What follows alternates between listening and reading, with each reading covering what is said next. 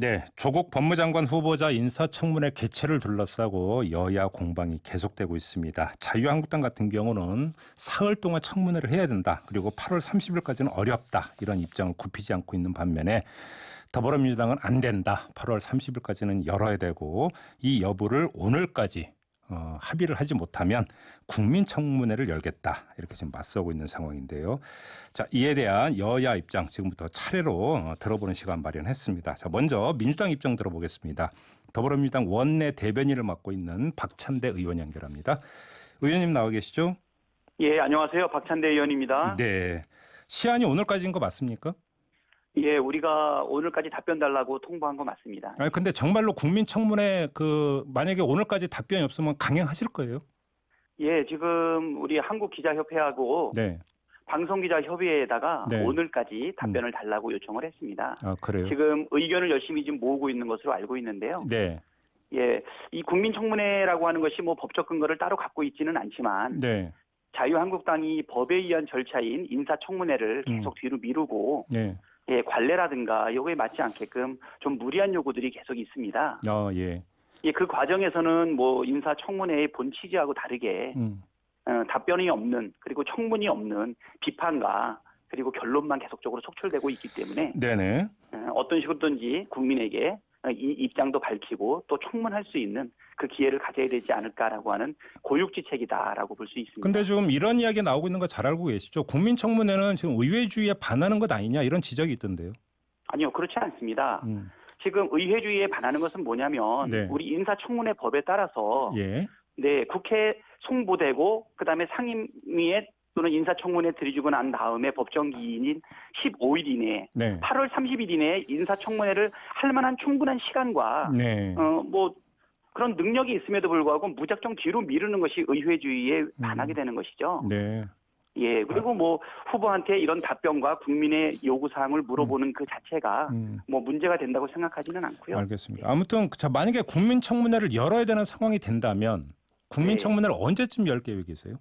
국민청문회는 오늘까지 의견을 받아서 내일이라도 열겠다라고 하는 입장입니다. 아, 그래요? 네. 8월 30일 안에 열겠다 이런 입장이신 건가요, 그러면? 8월 30일에서 좀 더 빠르게. 왜냐하면 지금 후보자에 대한 뭐 사실 뭐 막 마구 던져지는 의혹들도 굉장히 많고요. 네. 후보자는 이것을 법에 정한 절차인 인사청문회를 통해서 해명할 것은 해명하고 네. 국민의 정서에 맞지 않는 부분에 대해서는 또 조목조목 또 사과도 하겠다라고 말씀을 드렸는데 네. 그럼에도 불구하고 인사청문회가 무조건 잡히지 않다 보니까 네. 빠른 해명을 위해서라도 또 우리 국민들도 이런 해명들에 대해서 궁금해하지 않겠습니까? 그런데 최대한 빨리 하려고 합니다. 뭐 이건 가정입니다만 오늘 답변이 온다고 하니까 일단 지켜봐야 되긴 하겠습니다만 기자협회나 방송기자연합에서 우리는 좀 힘들다 이러면 어떻게 되는 겁니까?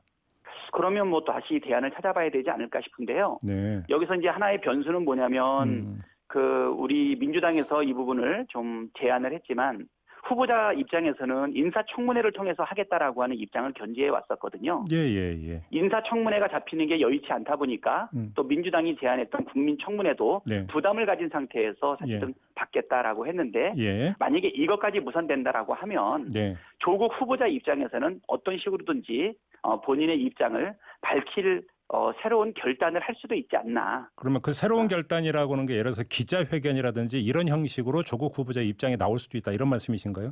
예, 그렇습니다. 그렇지만 뭐 지금은 네. 그 입장에 대해서는 뭐 분명하게 얘기하지는 않았고요. 네.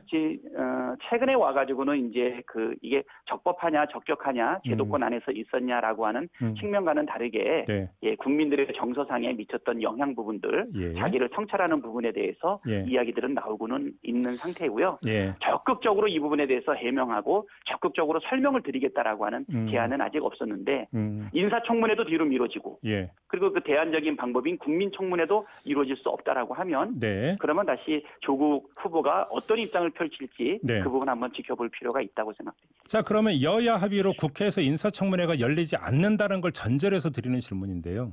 그러면 네. 뭐 국민청문회를 거치든 뭐든 이건 법적인 절차는 아니기 때문에 네네. 문재인 대통령이 그럼 조국 후보자에게 임명장을 주는 시점은 언제라고 그러니까 설정을 하고 계시는 거예요?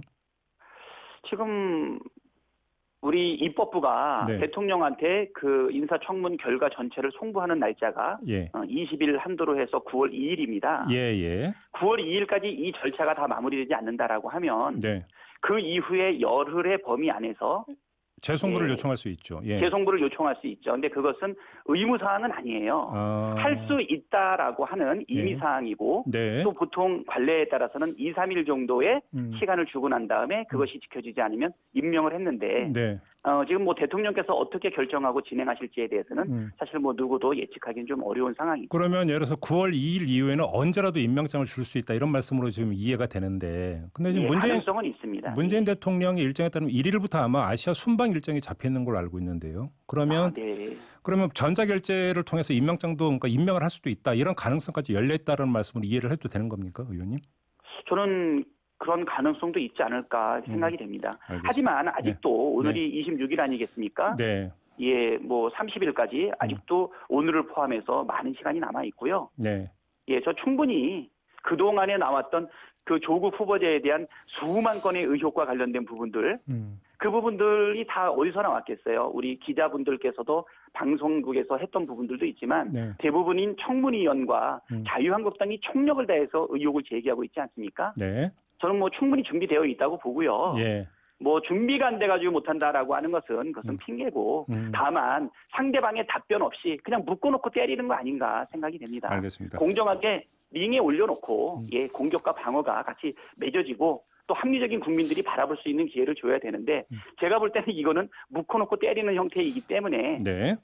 충분히 지금도 법에 의한 절차인 인사청문회를 진행할 수 있다라고 판단이 됩니다. 바로 그 점인데요. 그 어제 오후부터 지금 나오고 있는 걸 보면은 지금 그 민주당하고 자유한국당이 상당히 물밑 협상이 진척이 됐다. 그래서 8월 30일까지는 어렵지만 9월 초에 청문회 여는 것으로 상당한 의견 접근을 받다라는 보도가 조금씩 나오고 있습니다. 확인해 주실 수 있습니까?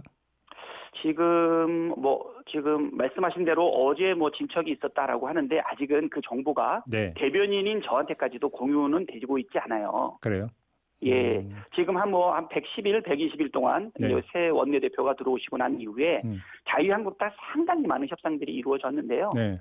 이 합리적인 의견 조율에 의해서 협상이 타결된 예가 없어요. 네. 제 기억으로는 6월 28일 날 국회로 돌아오는 의사결정, 예. 8월 2일 날 추경이 통과되고 있는 사실은 또 협상이 있었는데 네. 이 두 가지도 합리적인 협상을 통해서 이루어졌다기보다는 국민들이 더 이상 국회 밖에서 있는 거 못 보겠다라고 하는 강한 메시지에 네. 자유한국당이 들어오게 된 거고요. 네.